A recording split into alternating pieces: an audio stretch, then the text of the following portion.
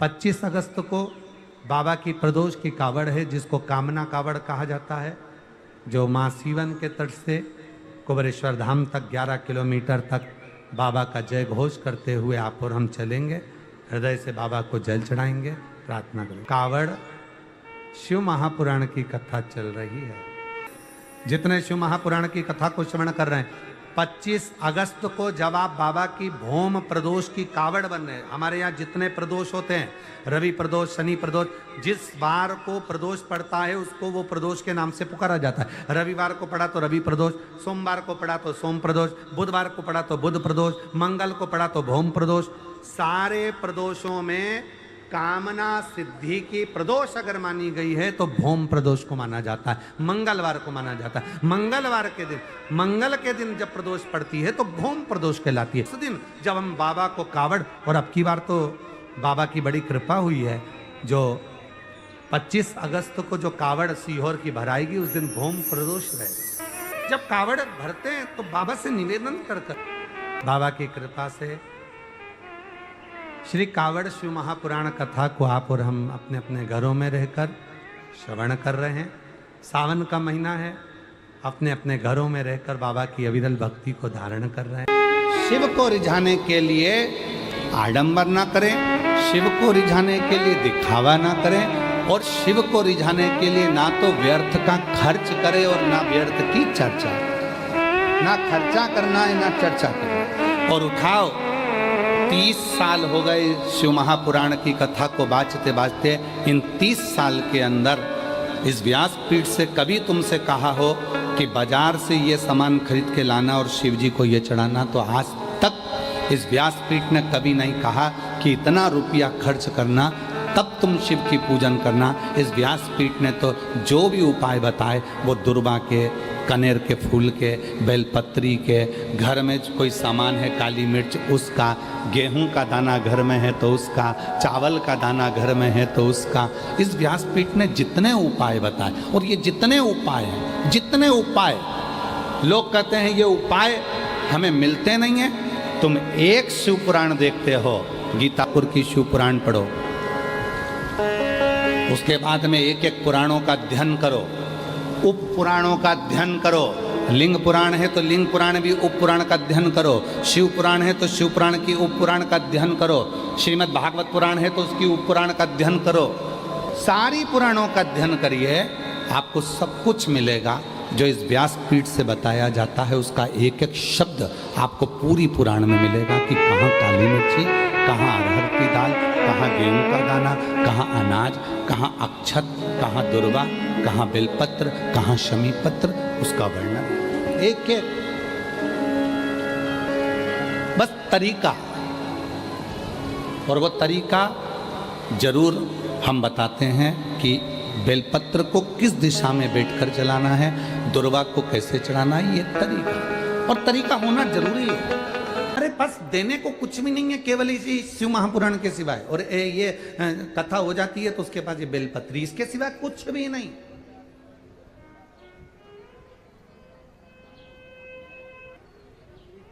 और आपके पास में भी शंकर भगवान को देने के लिए कुछ हो ना हो, बस इतना याद रखना कि आप महादेव को क्या दिए हो।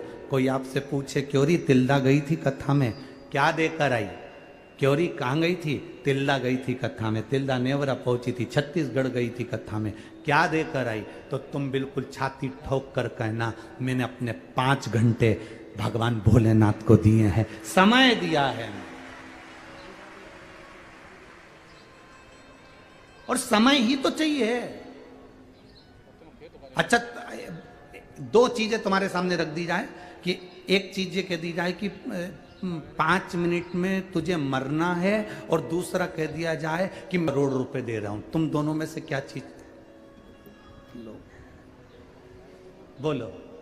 5 मिनट में मरना है और 5 करोड़ रुपए दिए जा रहे हैं। 2 चीजें तुम्हारे सामने है और भगवान तुम्हारे सामने खड़ा हुआ है, तो तुम इन दोनों में से भगवान से क्या प्रार्थना करोगे? 5 करोड़ रुपए ले लोगे क्या? लेके करोगे भी क्या जब 5 मिनट में मर जाओगे? भगवान से कहोगे हमें 5 करोड़ मत दे, और हमारे 50 साल आगे बढ़ा दे, 5 साल की जिंदगी और आगे बढ़ा दे, 10 साल और दे दे, 20 साल और दे दे, हमारी उम्र बढ़ा दे। हमारी जब उम्र तू बढ़ाएगा मेरे महादेव, तो ऐसे 5 करोड़ तो हम मेहनत कर कर फिर कमा लेंगे। श्वास ही नहीं बची, शरीर में कोई तत्व ही नहीं बचा, और हम अंतिम समय में पड़े हुए हैं। और मालूम पड़े कोई आकर तुम्हें गुलाब जामुन खिलाए तो वो गुलाब जामुन अच्छी नहीं लगेगी। बीमारी के समय पर सबसे पहले भोजन छूटता है। बोलो सही है? जितने बैठे उस वाली पंडाल वाले भी बोल दो, इधर वाले भी। बीमारी के समय पर सबसे पहले भोजन छूटता है, खाना छूट जाता है। जितने लोग रोड पर बैठे हैं, जितने लोग ग्राउंड के बाहर हैं, सब बोलो भोजन कब छूटता? बीमारी आई और सबसे पहले खाना छूटा। बुखार आया, खाना छूट गया। सिर दर्द हुआ, खाना छूट गया। पेट में दर्द हुआ, खाना छूट गया। बीमारी अगर आती है तो सबसे पहले छूट जाता है। शरीर में ताप बढ़ता है, बुखार बढ़ता है तो हमारा भोजन छूट जाता है। शरीर में ताप बढ़ा तो भोजन छूट जाता है। और जब हमारे घर में और हमारे ऊपर पाप बढ़ता है तो भगवान की कथा छूट जाती है, भजन छूट जाता है। पाप बढ़ता है, शरीर में बुखार बढ़ता है तो भोजन छूटता है।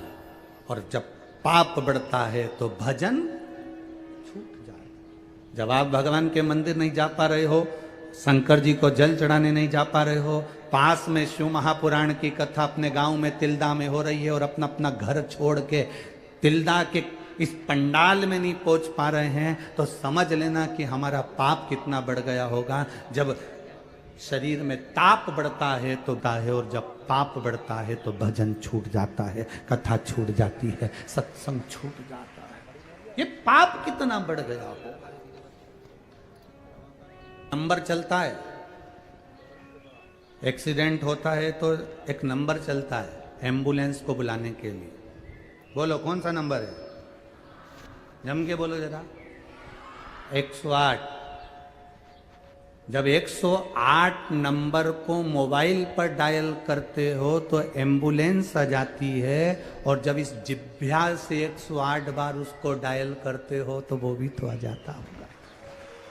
वो भी 108 डायल करा, एम्बुलेंस आकर जब खड़ी हो जाती है तो 108 बार श्री शिवाय नमस्तुभ्यं, श्री शिवाय नमस्तुभ्यं, श्री शिवाय नमस्तुभ्यं, श्री शिवाय नमस्तुभ्यं, श्री शिवाय नमस्तुभ्यं, श्री शिवाय नमस्तुभ्यं, श्री शिवाय नमस्तुभ्यं। अब तुमने उसको पुकारना चालू करा। तुम एक बार नंबर डायल करो और एम्बुलेंस वाला नहीं उठाए, फिर वापिस डायल करते हो, फिर नहीं उठाए, फिर डायल करते हो। तुम दूसरे से कहते तुम्हारे मोबाइल से कर दो भैया, एक्सीडेंट हो गया, 108 वाले को बुला दो भैया, एक्सीडेंट हो, जल्दी बुलाओ भैया, 108 वाले को बोल दो भैया। जितने खड़े रहते हैं सब 108 नंबर को डायल करते हैं। जरा विचार करना, शासन ने, प्रशासन ने 108 नंबर इसलिए रखा क्योंकि तुमको याद रहे कि 108 बार राम नाम, कृष्ण नाम, शिव नाम जपोगे तो परमात्मा भी आकर खड़ा हो जाता है। उसके जपने पर, उसके भजन में उसकी कृपा बरस गई। हॉस्पिटल में पटक दिया, डॉक्टर आए, सिस्टर आई, इलाज चालू हो गया। किसी किसी सिस्टर डॉक्टर से अगर पहचान नहीं हो तो वो पूरे जितने भी कक्ष में हैं सबको एक जैसा इंजेक्शन लाए, बस वो टोचती टोचती चली जा।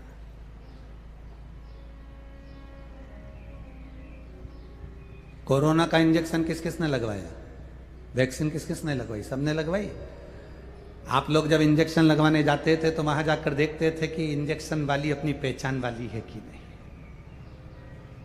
लगाएगी वो पहचान वाली है कि नहीं। क्यों? वैक्सीन वाली अगर पहचान वाली होगी तो जीजी थोड़ा धीरे हो, ए जीजी थोड़ा धीरे हो। इतने में वो सिस्टर, वो नर्स, वो डॉक्टर नहीं कहते तुम मेरे को पहचानती नहीं क्या? मैं तो तुम्हारी पहचान वाली। चिंता मत करो, मालूम ही नहीं पड़ेगा। गई बिल्कुल। लो उधर मुंह करो। और जो उन्हें मुंह उधर करा, इसने बिल्कुल छोटी सी बारीक सी सुई निकाल के उसको सुई लगा दी। उसने पूछा मालूम पड़ा?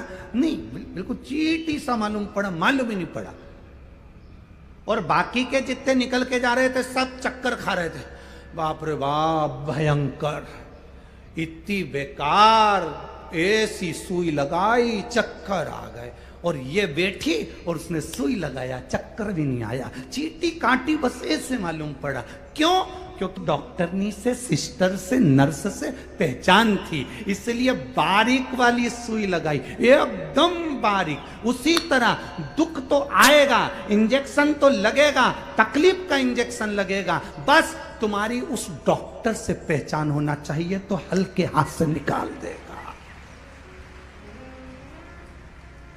उस डॉक्टर से पहचान होना चाहिए। दुख तो आएगा, तकलीफ तो आएगी, कष्ट तो आएगा, पर वो जब तुम भगवान के ऊपर एक लोटा जल चढ़ाना प्रारंभ कर देते हो, भगवान की भक्ति करना प्रारंभ कर देते हो, नाम जाप करना प्रारंभ कर देते हो, शिव महापुराण की कथा मोबाइल पर, टीवी पर, पंडाल में श्रवण करना प्रारंभ कर देते हो, तो दुख तो आता है, ऐसा नहीं कि दुख नहीं आता, पर हल्के हाथ से इंजेक्शन लगकर निकल जाता है। दुख आता है और जल्दी से निकल कर बाहर हो जाता है। तकलीफ, चक्कर किसको आया, कष्ट किसको हुआ कि साहब पहचान नहीं थी, तो वहां वो डॉक्टर नहीं बैठी थी ना, बड़ी तेज, उन्हें तो बस सुई निकाली और यूं हाथ करो और टोचे और जाओ, चलो निकलो, बाहर निकलो। और हमारी जिससे पहचान थी उसने धीरे से, बैठो साहब, आराम से, जी जी कैसी हो, बस आजकल बच्चे दिख नहीं रहे, तुम्हारे बच्चे हमारे यहाँ खेलने नहीं आ रहा है, पहचान निकल गई। पहचान निकली तो उन्हें जरा सा दबाया और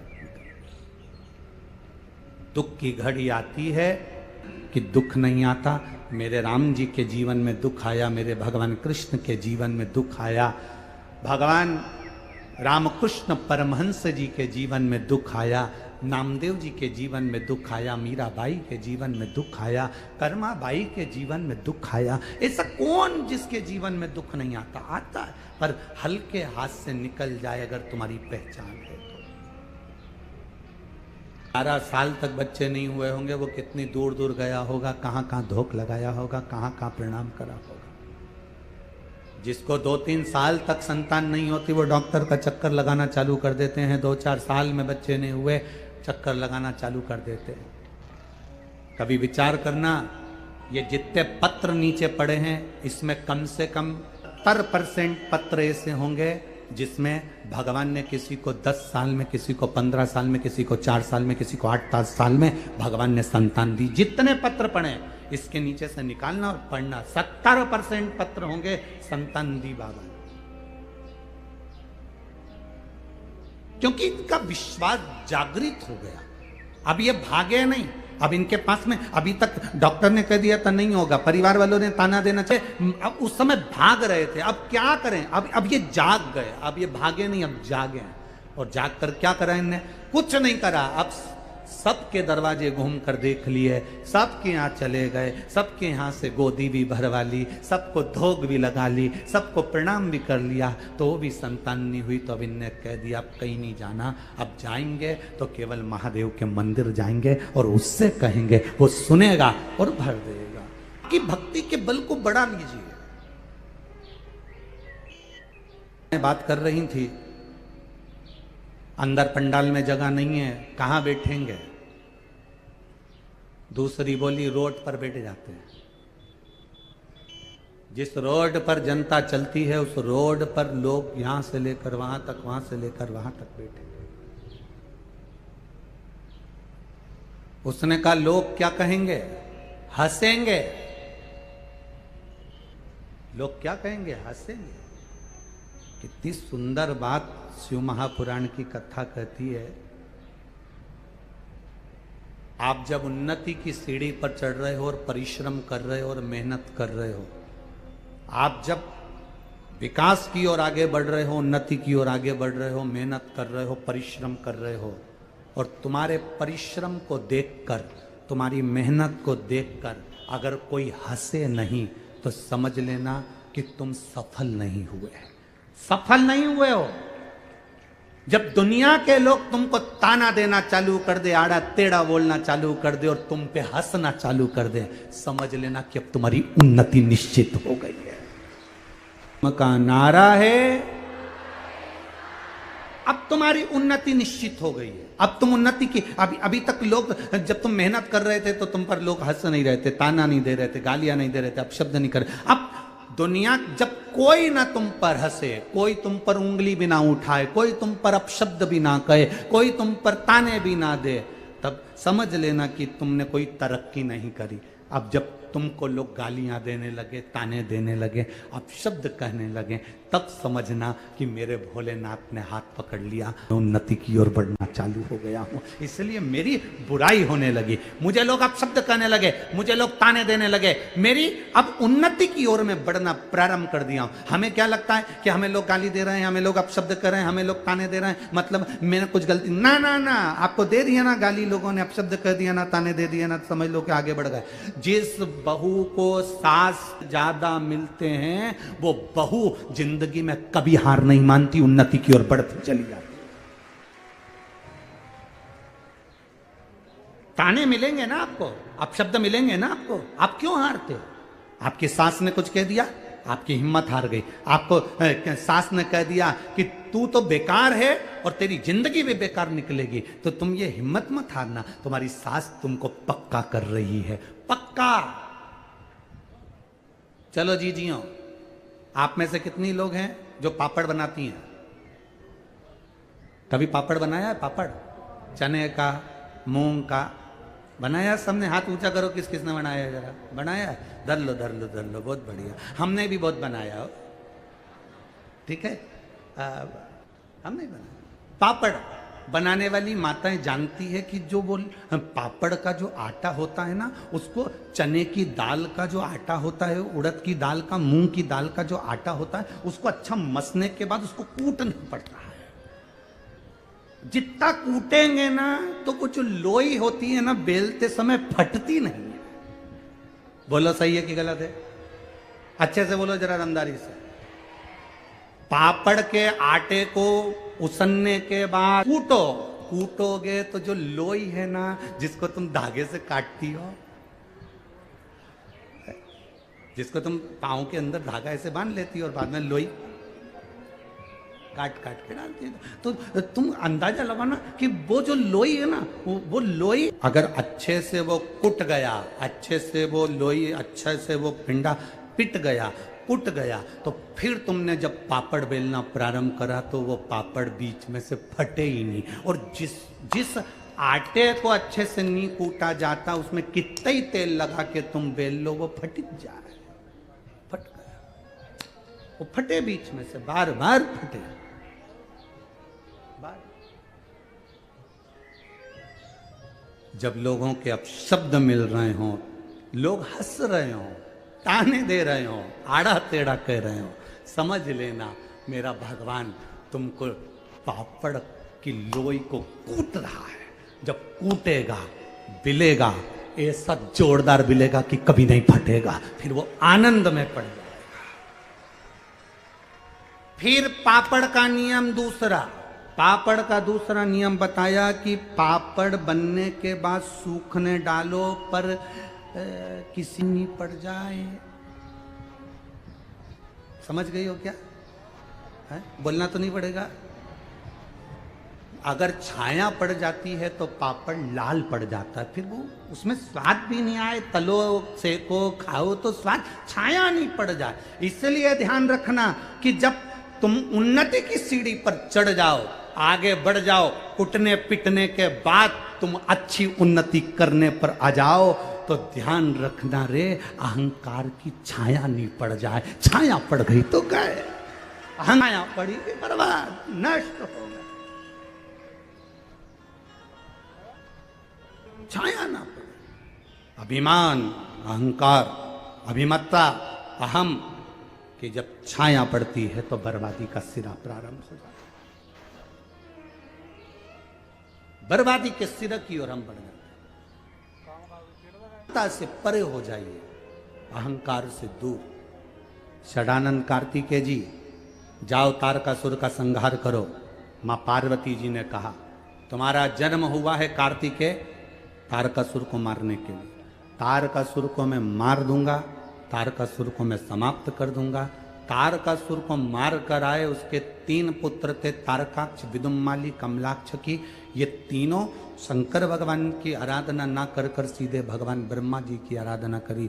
ब्रह्मदेव वर दीजिए हम 3 पुरी का निर्माण करें, उसमें हम रहें, हमारे प्राण कभी ना छूटें, हम मरे ना। तब ब्रह्मा जी ने कहा ऐसा नहीं हो सकता कि तुम मरोगे नहीं, मरना तो पड़ेगा, प्राण तो छूटेंगे, जाना तो पड़ेगा। तुम जितने बैठकर कथा सुन रहे हो और जितने यहां पर बैठे हो, जितने आस्था चैनल पर सुन रहे हैं, जितने फेसबुक यूट्यूब पर सुन रहे हैं, कोई तुमसे कह दे कि तुम्हारी जिंदगी में दुख नहीं आएगा, तुम कभी मरोगे नहीं, तुम मेरे पास बैठो मैं तुम्हें मरने नहीं दूंगा, या तुम्हारी जिंदगी में दुख नहीं आने दूंगा, तो फालतू की बात है। जो लिखा ललाट पर वो तो भोगना है। जो ललाट पर लिखा है पूर्व में जो तुम कर कर आए हो उसको तो भोगना है। कौन भोगे? आपको कथा में कहा था खांसी चलेगी तो आपको खांसना है, छींकना पड़ेगा तो आपको छींकना है। आपके बत्तल का कोई छींकेगा नहीं, कोई खांसेगा नहीं। भूख लगेगी तो भोजन करना पड़ेगा, प्यास लगेगी तो पानी पीना पड़ेगा, बीमार होगे तो गोली दवाई तुमको खाना पड़ेगा। उसी तरह अपने कर्म का भोग अपने को भोगना पड़ेगा, कोई दूसरा नहीं भोगना। के 3 पुत्रों ने वर मांगा, ब्रह्मा जी ने कहा तुम मरोगे तो शरीर, अब तुम मांग लो कि कैसे मरना है, सकते हो।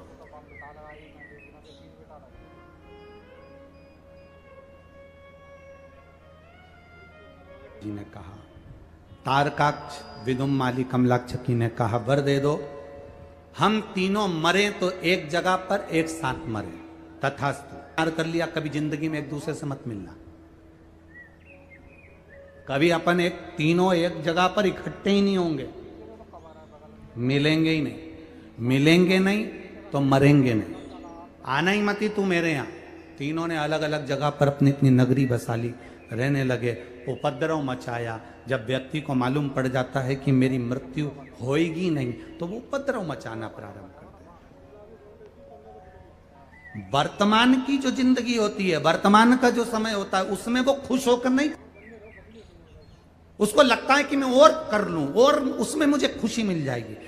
बचपन है तो बच्चों को लगता है हमारे जो बड़े भैया हैं वो कितने अच्छे से रह रहे हैं। बड़े भैया, मम्मी तुम बड़े भैया को घड़ी दिला देती हो, मम्मी तुम बड़े भैया को मोबाइल दे देती हो, मेरे को तो देती नहीं हो। छोटा सा बच्चा अपनी माँ से कहता है बड़े को सब देती हो, मुझे नहीं देती। जब लड़ाई होती है बच्चे की वो इसी चीज के लिए होती है। तुम बड़े भैया को अच्छी बोतल दे दी, कंपास दे दिया, बैग दे दिया, बड़े भैया को तुमने ये दिलाया, बड़े भैया को अच्छे कपड़े दिलाए, बड़े भैया को घड़ी दिलाई, मेरे को नहीं दिलाया। छोटा बच्चा जिद करता को लगता है बड़ा सुखी है, बड़े को लगता है बूढ़े सुखी हैं। बड़े सोचते हैं हम तो कमा कमा के मर गए, ये बूढ़े सबसे अच्छे हैं, इनको पेंशन का पैसा मिल रहा है, आराम से पड़े हैं, खा रहे हैं, रोटी मिल रही, सब्जी मिल रही, भजिया मिल रहा, पकौड़ा मिल रहा, आराम से पड़े। बच्चे सोचते हैं बड़े सुखी हैं, बड़े सोचते हैं बूढ़े सुखी हैं, और बूढ़े सोचते हैं काय की जिंदगी भगवान, इससे तो हमारी जवानी अच्छी थी, मेहनत करते थे, खा लेते थे, कम से कम ताने तो नहीं सुनते थे लोगों के। सुख कहीं नहीं है, वर्तमान में जी रहे हो वो सुख है तुम्हारा। 3 मित्र, अब वो तीनों मित्र ने एक दिन विचार करा चलो अपन जरा बाजार चलते हैं और जंगल में चल के भोजन बनाते। तीनों ने मिलकर खीर पूड़ी बनाई। अब खीर पूड़ी बनाई तो वो खीर पूड़ी बनाकर तीनों ने खाई, पेट भर के चकाचक खाई खीर पूड़ी। इतनी पेट भर के खाने के बाद उसमें से 1 कटोरा खीर बच गई। कितनी खीर बची? 1 कटोरा खीर बच गई। अब 1 कटोरा खीर बच गई तो तीनों ने विचार करा कि अब इस खीर को कौन खाएगा, अभी तो किसी को भूख लग नहीं रही है। तो तीनों ने विचार करा एक काम करो, इस खीर को अपन एक काम करो कि यहाँ रख दो। अब खीर को अपन यहाँ पर रख देते हैं, ढाककर सो के उठेंगे, जिसको सबसे अच्छा सपना आएगा खीर वही खाए। सो जाओ। खीर रखी, सो 2 सो गए, एक को नींद नहीं आ रही थी क्योंकि वो खीर दिख रही थी। मट बदले पर वो खीर दिख रही, उसको नींद नहीं आ रही। से सो रहे थे, एक जाग रहा था, नहीं आई। तीनों फिर बाद में सवेरे उठे, तीनों ने कहा खीर खाना है। पहले नंबर का बोला मैंने सबसे अच्छा सपना देखा है, मुझे खीर दो। दूसरा बोला मैंने अच्छा सपना देखा है, मुझे खीर दो। तीसरा कहता है मैंने अच्छा सपना देखा, मुझे खीर दो। तीनों झगड़ा कर रहे हैं। इतने में कहा भाई सपना देखा क्या है, पहले निर्णय लेंगे, पहले बताओ तो सही तुमने सपना क्या देखा। पहला व्यक्ति बोला मैंने सपना देखा, मेरे सपने में राम जी आए और मेरा हाथ पकड़कर मुझे अयोध्या ले गए, दर्शन कराया अयोध्या का, मैं भोजन बनाया, मैंने पाया इतना अच्छा सपना और कहां से लेकर आओ।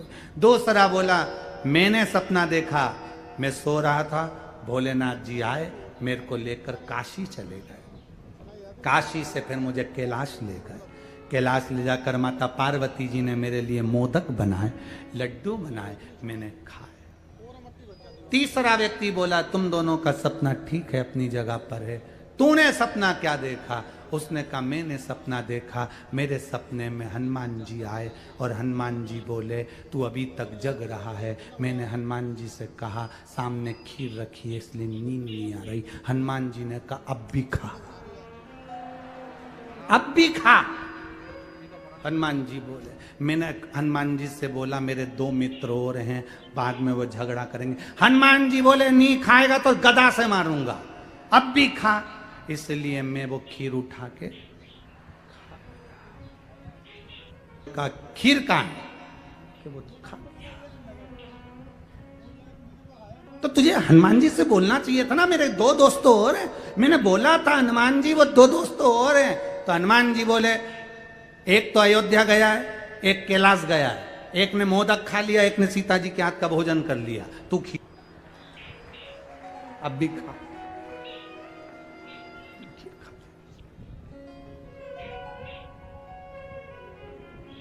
अब इन तीन में सुखी कौन है, जिसने वर्तमान में अच्छे से खीर और दो सपने देखने में लगे थे, जवानी में और कमाऊंगा, फ्रिज खरीद लूंगा, 4 व्हीलर गाड़ी खरीद लूंगा। अब एक सोच रहा है और उन्नति करेंगे, और उन्नति करेंगे, अच्छे दिन आएंगे और अच्छे दिन आएंगे। अरे इससे अच्छे दिन क्या आएंगे, 2 रोटी प्रेम से खा रहे हो, अपनी जिंदगी चकाचक जी रहे हो, भगवान शंकर की भक्ति कर रहे हो, इससे अच्छे दिन क्या रहेंगे जीवन।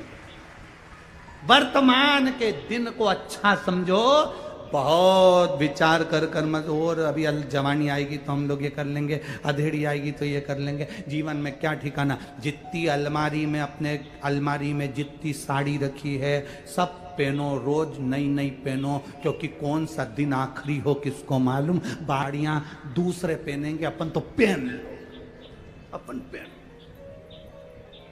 क्या करेंगे उस साड़ी का। दिवाली आती है, पूरी अलमारी साफ हो जाती है, साफ होकर उसमें अखबार बिछ जाता है, अखबार बिछा के साड़ियों को वापिस जमा देते हो। कई कई साड़ी तो तुम्हारे हाथ में आती है तो तुम्हें याद आती मैंने तो ये पहनी ही नहीं, ये मैंने पहनी ही नहीं। इतनी साड़ियां तुम्हारे पास में एक से बढ़कर एक रखी है। कुछ कुछ के तो अब भी तुमने उसमें पीको और फाल करवाई है, कुछ कुछ साड़ियों की तो अब भी हाल तुमने चोली सिलवाई, सब रखी है। और मालूम पड़े वो साड़ी तुमने रखी थी और कह रही थी मैं बस देवर के लड़के की शादी में पहनूंगी। एक इतनी सुंदर साड़ी है, देवर के लड़के की शादी में पहनूंगी, और उसके पहले तुम चली गई। ऊपर जाती जाती यमराज के सामने रो रही। यमराज पूछ रहा क्यों रो रही, वो नीले कलर की नी पहने। यमराज ने पूछा क्या चाहती हो, वंस मोर, क्या चाहती वंस, एक बार और छोड़ दो मुझे, मैं अच्छे से नीचे जाके नीली वाली साड़ी को पहन के और अच्छे से चली जाऊंगी। यमराज ने कहा तुझे नहीं छोड़ सकते। अब भी 3 दिन पहले तो मैंने ब्यूटी पार्लर में धागे से 250 रुपए दे के आई थी और तुमने देखा भी नहीं मैं कितनी जोरदार लग रही थी। उठा कर कम से कम बंस मोर। यमराज ने कहा एक धर के दूं, चल बंस मोर। सीहोर वाला महाराज रोज कहता था 21,600 श्वास रोज मिल रही है, कौन सी श्वास आखिरी होगी किसी को नहीं मालूम, इसलिए वर्तमान की जिंदगी को खुश होकर जियो। वर्तमान की जिंदगी को खुश होकर जियो, ये जीवन फिर नहीं मिलने वाला है। एंजॉय फुल अपने, किसी का दिल ना दुखाओ, किसी को अपशब्द ना बोलो। जो परमात्मा ने तुमको दिया उसमें इतने खुश हो। झोपड़े में रह रहे हो तो झोपड़े में खुश रहो, 4 व्हीलर गाड़ी है तो उसमें खुश रहो, 2 व्हीलर गाड़ी है तो उसमें खुश रहो। शंकर भगवान की भक्ति करते रहो। 4 व्हीलर 2 व्हीलर जितनी भी है तुम्हारे पास में, उसमें टेंशन करने की जरूरत नहीं। भगवान का भजन करते रहना। वो तुमको 4 व्हीलर में घुमाए तो 4 व्हीलर में घुमा, वो तुम्हें जहां ले जाए वो आराम से ले जाएगा। मस्ती में अपनी जिंदगी को जियो। रो रो बहुत जी रहे हैं, क्या करोगे रो कर जी कर। जरा सा किसी ने कह दिया, मुंह फुला के अपने कमरे में एसी पड़ी। पति ने पूछा, चंद्र घंटा क्या हुआ? चंद्र घंटा चिल्ला, पूछ ले तुम्हारी मम्मी से, हमारी जिंदगी बर्बाद कर दी, आज तक कहीं घुमाने नहीं ले गए। इतने में वो बोला, अभी 15 दिन पहले ही तो तुझे घुमाने के लिए लेकर गए थे। जो बोला तो इतने में तो वो चले ही गया। चिल्ला, कोई ने कुछ कह दिया, तुम रो रहे हो। किसी ने कुछ कह दिया, मुंह फुलाकर पड़ गए। अरे कोई कितना ही बोले, घर में कितनी गाली दे कहीं का, कितना ही अपशब्द के, तो तुम्हारे घर के लोग तुमसे कितना ही कह दे, निकल जा मेरे घर से, जा अपने बाप के घर, तो कह देना नहीं जाऊंगी, दलूंगी, नहीं जाऊंगी, नहीं जाऊंगी। और जितना जितना तुमसे बोले तुम उतना मूंग की दाल गलाओ और उसका मंगोड़ा बनाओ और खाओ। नहीं जाऊंगी, जा। क्या कर रही है? मूंग की दाल गला रही है। तो मूंग की दाल क्यों गला रही है? क्योंकि एक ही दाल है जिसको मलते हैं ना तो गुस्सा निकालते हैं। मंगोड़ा बनाते समय मूंग की दाल को अच्छे से मसो, बोलो मती मुंह से, उतने में सास समझ जाएगी क्या कर रही है, बस मूंग की दाल मल रही है। क्या करेगी? मंगोड़ा बनाऊंगी। क्या करेगी मंगोड़े का? तुमको भी खिलाऊंगी, मैं भी खाऊंगी। सास कहेगी अभी तो लड़े थे अपन, तो के भूल गई, मेरे की स्मरण ही नहीं है, मेरे याद ही नहीं है क्या हुआ था। जो वर्तमान की जिंदगी है उसको खुश होकर जीना प्रारंभ कर दो। वर्तमान की जिंदगी में भगवान शिव की आराधना करते हुए जिस कर्म को कर रहे हो उसे मेहनत कर कर आगे बढ़ना प्रारंभ कर दो। जिंदगी का यही एक रास्ता है, यही एक रास्ता। क्या रोए हम?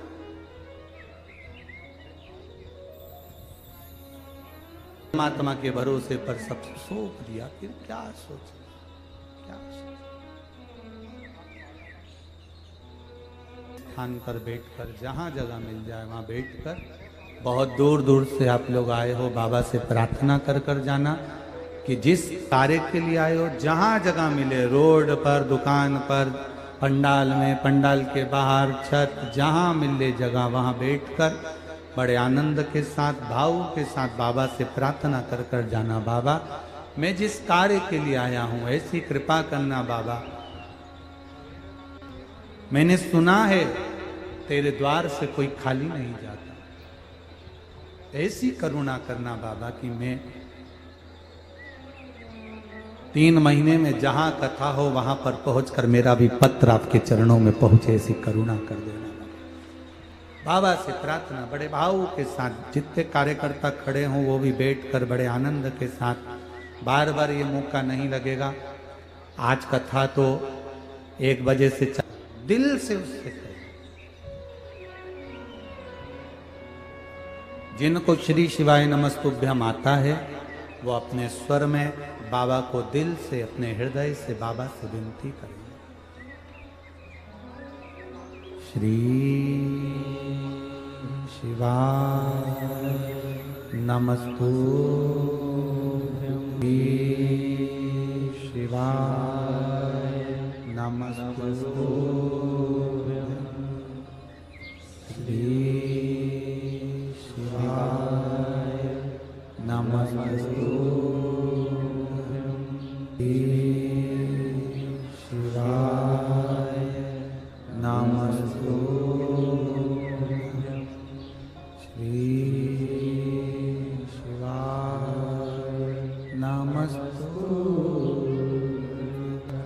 शिव कथा कहती है तारकाक्ष, विदुम्माली, कमलाक्ष की तीनों ने अलग अलग भवन बना लिए।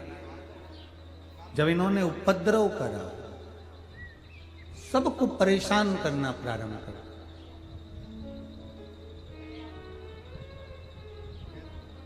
परसों की कथा में कहा था कि पाप कमाना नहीं पड़ता, पुण्य को कमाना पड़ता। पाप अपने आप हो जाता है, पाप को कमाना नहीं पड़ेगा, वो अपने आप होगा। पुण्य को कमाना पड़ेगा, करना पड़ेगा, तो पुण्य का भाग थोड़ा मिलेगा। पुण्य कमाइए, पाप को कमाना नहीं पड़ता।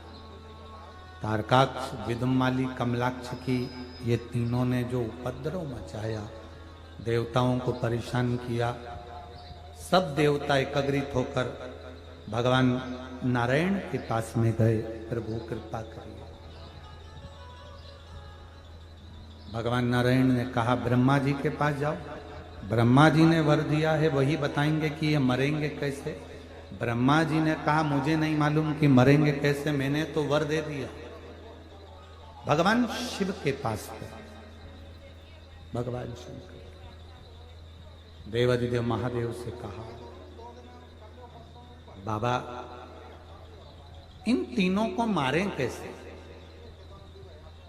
बहुत समस्याओं में जब घिर जाओ तब बाबा की शरण जरूर।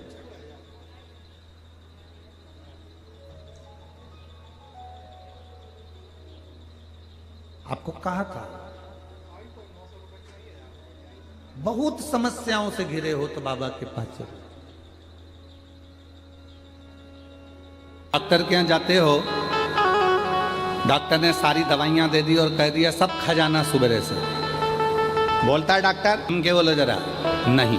डॉक्टर क्या बोलेगा, ये दवाई सुबह खाली पेट की है, भोजन के पहले खाना।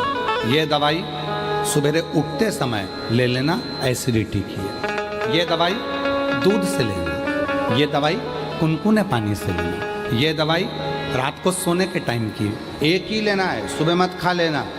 डॉक्टर ने दवाइयाँ दी, सबका तरीका बताया कि कौन सी दवाई कब और कैसे लेना है।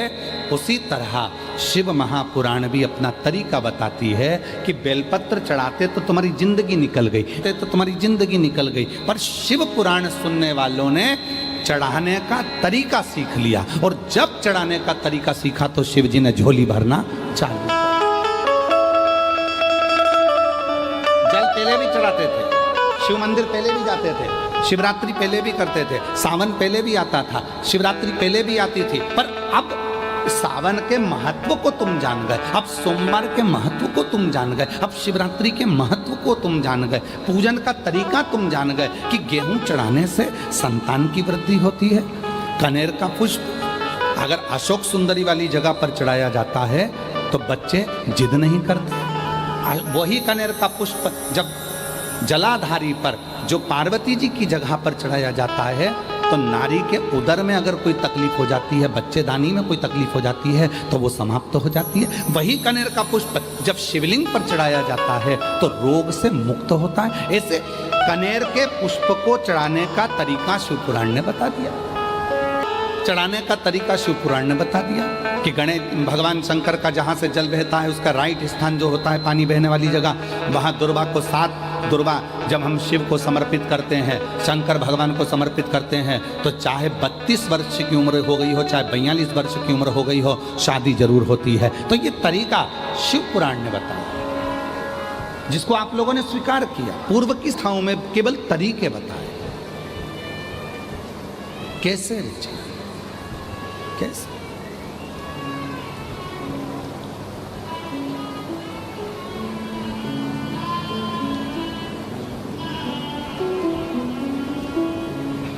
बस वही तरीका आप और हमने सीखा, वही। आज जो ये लाखों की भीड़ रात को 11 बजे से लेकर 10 बजे रात्रि से जो भीड़ बढ़ना प्रारंभ हुई है, तो बता रहे हैं कि पूरे रोडों पर छाता लगा लगा कर भक्त बैठे हुए।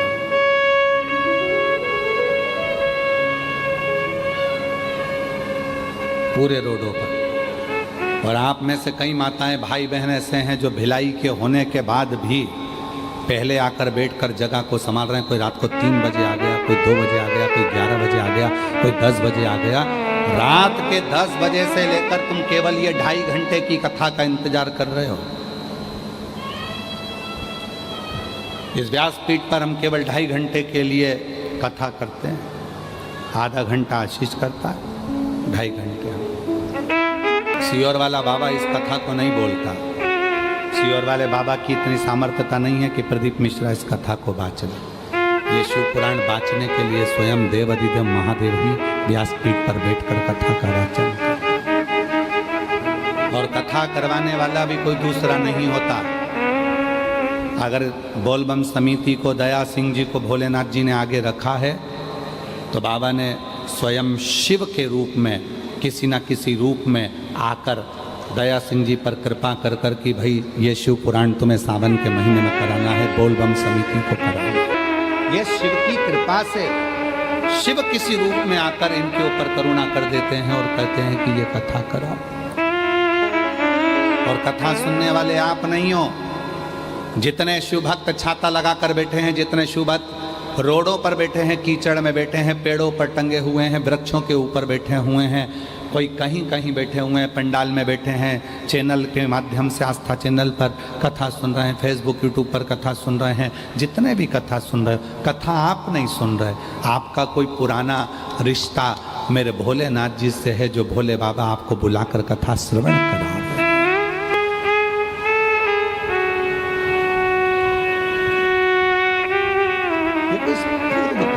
आज का नहीं।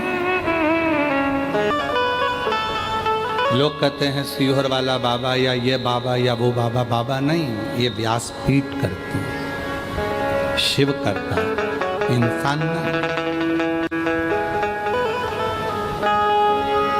एक गांव में एक सेठ जी रहते थे, पन्नालाल सेठ। क्या नाम था? जम के बोलो। पन्नालाल सेठ। निकलते थे तो लोग उनको नमस्कार करते थे, प्रणाम करते थे। पन्नालाल सेठ जी प्रणाम, नमस्कार, नमन, नमस्ते पूछते करते। कोई सलाम करता, कोई नमन करता, कोई नमस्कार करता, कोई प्रणाम करता। सेठ मुंडी हिला देते, नीचे मुख कर कर बोलते मैं बोल दूंगा। फिर कोई मिला तो पन्नालाल सेठ से कहा प्रणाम, नमस्कार, सलाम। पन्नालाल सेठ बोलते धीरे से मैं बोल दूंगा। प्रणाम करा तो उन्होंने फिर कहा मैं बोल दूंगा। फिर किसी ने प्रणाम करा तो फिर कह दिया मैं बोल दूंगा, घर जाकर मैं बोल दूंगा। मुनीम एक दिन साथ चल रहा था और मुनीम ने कहा सेठ जी एक बात समझ में नहीं आती, कोई तुमको सलाम करता है, प्रणाम करता है, नमस्कार करता है और तुम सिर झुकाकर मुस्कुराकर धीरे से बोल देते हो मैं घर जाकर बोल दूंगा। तुम घर पर किसको बोलोगे?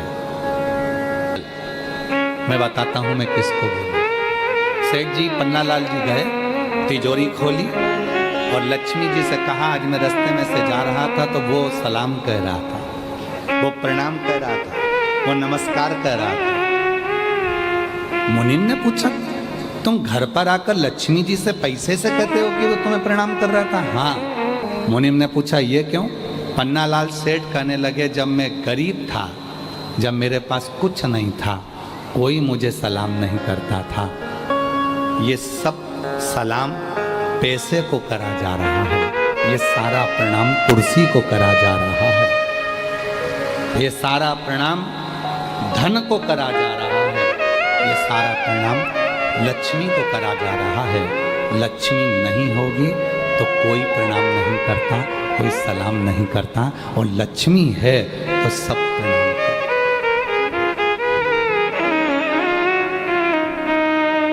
कोई बहुत बड़ी कुर्सी पर बैठ गया, कोई बहुत बड़ा अधिकारी बन गया, बहुत बड़ी कुर्सी पर बैठ गया, पर कभी ये बात नहीं आना चाहिए कि लोग मुझे सलाम ठोक रहा है। तुझे नहीं, तू जिस कुर्सी पर बैठा है सलाम उसको ठोका जा रहा है, प्रणाम उसको करा। नमन उसको करा जा। जिस दिन रिटायर होगा, अपनी कुर्सी से उतरेगा, उस दिन तेरा सिग्नेचर भी उस ऑफिस में काम नहीं आएगा। ताकि इज्जत मेरी नहीं कुर्सी की थी, जिस कुर्सी पर मैं बैठा था।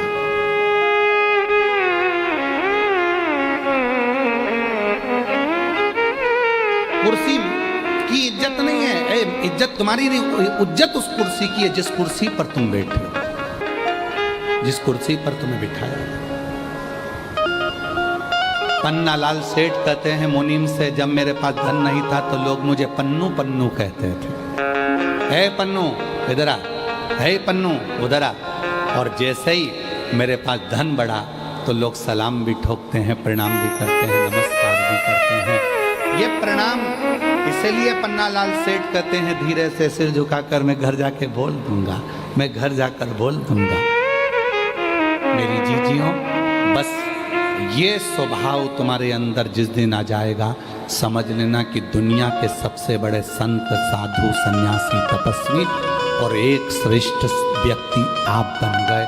कि लोग हमें नहीं, हमारे वैभव को, हमारी कुर्सी को, हमारे पद को, हमारी प्रतिष्ठा को, हमारे धन को, हमारी दौलत को नमन करते हैं। जिस कुर्सी पर तुम बैठे हो उस कुर्सी की मर्यादा है। उस कुर्सी को लोग सलाम कर रहे हैं, तुम्हारे धन को लोग सलाम कर रहे हैं। तुम्हारे पास धन नहीं रहेगा, कोई सलाम नहीं करेगा, कोई प्रणाम नहीं करेगा, कौन याद करे? अभी पन्नालाल सेठ, पन्नालाल सेठ, पन्नालाल सेठ, और वही पन्नालाल सेठ के पास धन नहीं रहेगा तो लेंगे पन्नू इधर आ। वो पन्नालाल सेठ पन्नू था।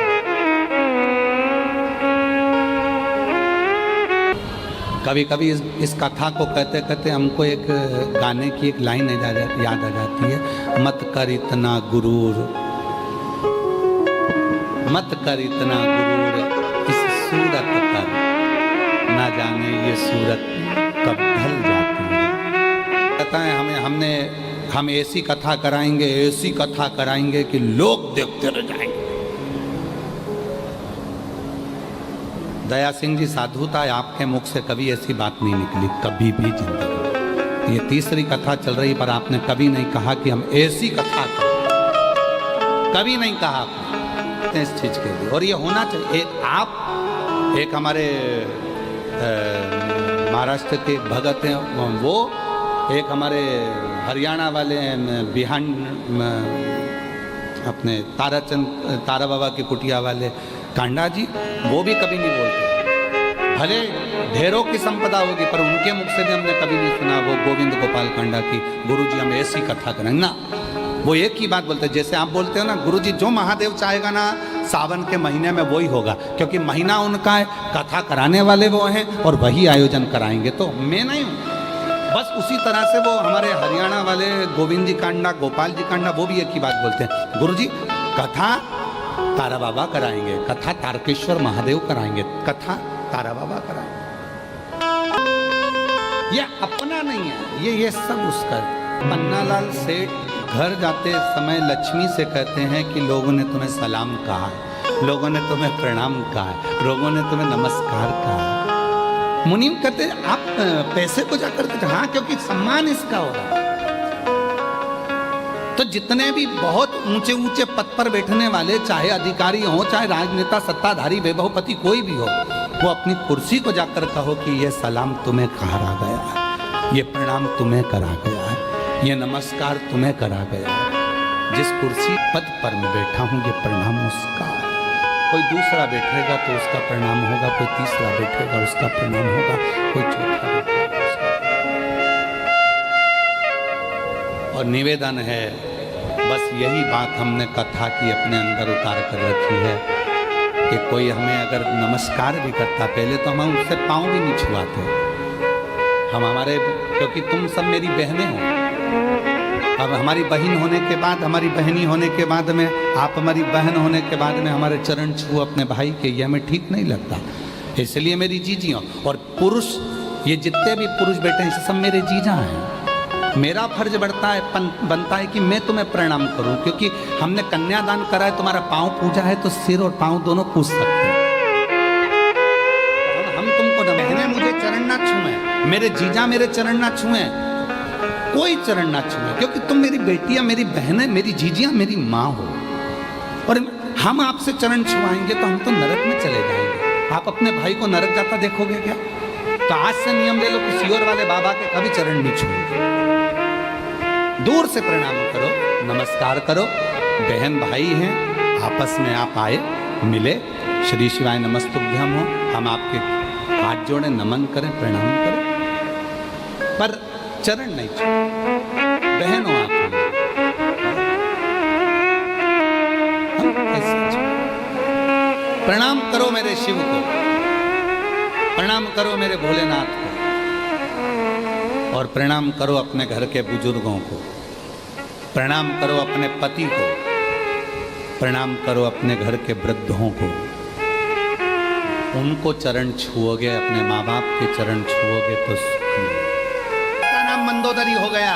वो मंदोदरी, मैं दानव की पुत्री उस मंदोदरी, आप देखो पूरे चरित्र को उठाकर देखिएगा, पूरी रामचरितमानस को उठाकर देखिएगा, पूरी रामचरितमानस को उठाकर देखिए। मंदोदरी हमेशा अपने पति को समझाती रही, हमेशा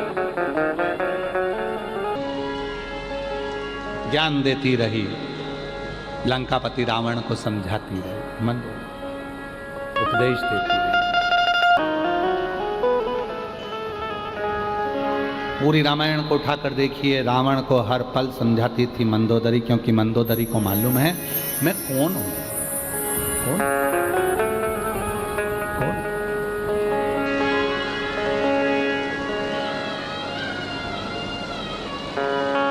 मैं दानव ने मंदोदरी से विवाह कर लिया। मैं दानव ने मंदोदरी का विवाह लंकापति रावण से कर लिया।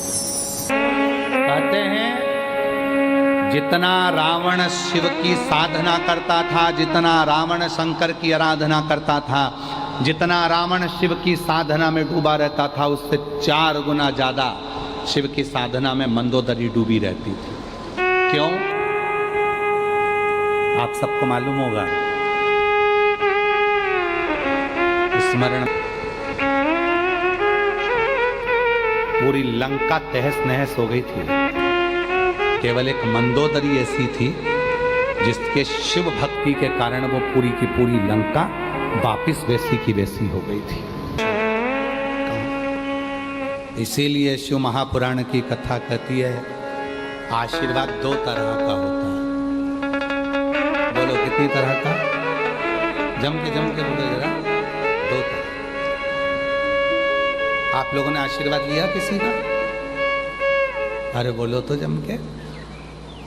आशीर्वाद 2 तरह का होता है। कौन कौन सा होता है? होता है, बिल्कुल होता है। जितने आस्था चैनल पर सुन रहे हो, जितने फेसबुक यूट्यूब पर सुन रहे हो, जितने सोशल मीडिया पर सुन रहे हो, जितने ये पवित्र शिव महापुराण के प्रांगण में जयंती स्टेडियम भिलाई में बैठकर कथा सुन रहे हो, जानते हो आशीर्वाद 2 तरह का होता है। एक आशीर्वाद चरण छूकर लिया जाता है। क्या छूकर लिया जाता है? चरण छू। एक आशीर्वाद चरण छूकर लिया जाता है और दूसरा आशीर्वाद दिल छूकर लिया जाता है, किसी के मन को छूकर। मन कब छुएगा? चरण छूना सरल है और चरण छूकर आशीर्वाद लेना सरल है, पर दिल छूकर कोई की तुमने हेल्प कर दी, किसी को कोई सहयोग कर दिया, किसी का कोई कष्ट मिटा दिया, किसी को कोई तकलीफ थी, तुमने उसका साथ दे दिया। जो आशीर्वाद मन से मिलेगा वो तुम्हारी पूरी जिंदगी को तार देगा।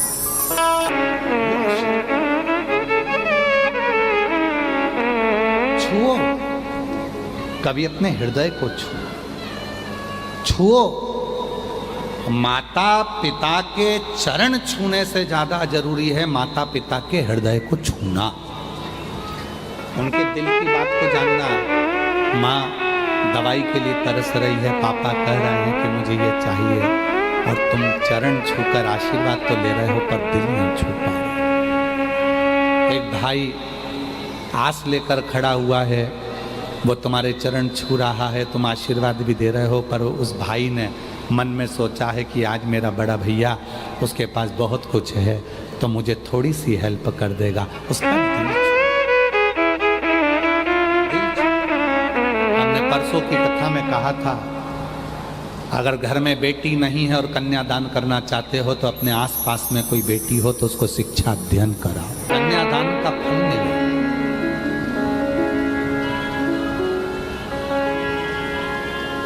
आशीर्वाद दो तरह का होता है, एक चरण छूकर लिया जाता है, दूसरा दिल छूकर लिया जाता है। चरण छूकर मिला वो अपनी जगह पर है, पर किसी का दिल तो छू। पराया दर्द जो अपनाए उसे इंसान कहते हैं, किसी के काम जो आए उसे इंसान कहते हैं। ये भारत की संस्कृति का, हम खा लेना सुकृति है, छुड़ा कर खा लेना विकृति है, और बांट कर खाना ये मेरे भारत देश की संस्कृति है। ये मेरे भारत देश की संस्कृति है। जो मिला वो दिया, जो मिला। आप सब कौशल प्रदेश के हो, माँ कौशल्या जी की भूमि से हो, माँ कौशल्या जी के जन्मस्थली से हो। आप सब जानते होंगे कि जब माँ जानकी जी विवाह कर आई थी, कौशल्या जी ने एक फल दशरथ जी को दिया। दशरथ जी ने वो फल सीता जी को दिया था। अब तुम्हारी गोद में अगर कोई फल दे देना तो तुम ये सोचो ये तो मेरे ही लिए दिया, मैं ही पूरा खाऊंगी, पूरा मेरा, ये सब मेरा। कौशल नरेश की पवित्र कौशलपुर कौशल्या जी के गांव से, नगर से आप लोग, कौशल्या जी ने एक फल दिया दशरथ जी को। दशरथ जी ने वो फल सीता जी की गोद में डाल दिया। कहा, सीता जानकी हमारे घर की मर्यादाओं को दर्शाना, बहू के श्रेष्ठ कर्म को दर्शाना। फल लिया मां जानकी जी ने, गई। घर में जितने सदस्य थे उतने उस फल के टुकड़े करे दशरथ जी के हाथ में लाकर दे दिए। दशरथ जी ने पूछा, क्या है ये फल जो आपने दिया था? फल? दशरथ जी ने आशीर्वाद दिया, बहू आज मुझे, इसी को भारत देश की संस्कृति कहते हैं, जो बांट कर खाओ। जो फल तुमको दिया था वो फल तुमने बांट कर सबको देने का प्रयास करा, ये श्रेष्ठ है।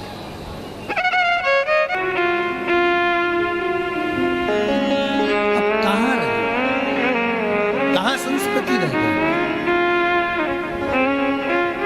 नींद का भी अपना एक दौर है, नींद का अपना एक दौर है। नींद को समझने वाले समझ सकते हैं कि माता पिता जागें उससे पहले बेटों को जागना चाहिए, माँ बाप जागे उससे पहले बेटे को जागना चाहिए, बेटी माँ जागे उससे पहले बेटी को जागना चाहिए, गुरु जागे उससे पहले शिष्य को जागना चाहिए। हमारे कई सारे शिष्य ऐसे भी हैं, गुरु जी तो सवेरे उठ जाते हैं, शिष्य आराम से उठते हैं। क्या?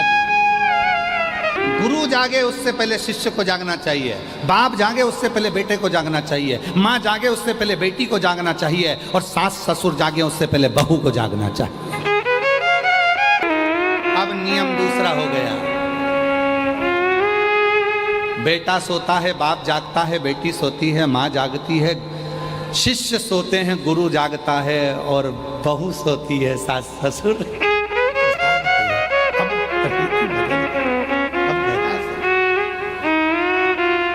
पर निवेदन है, ठीक है आप कब जाग रहे हो उससे मतलब नहीं, पर अपने भीतर से रोज जागो, अपने भीतर से। तृष्णा, लोभ, वासना, इनसे थोड़ा जागो, थोड़ा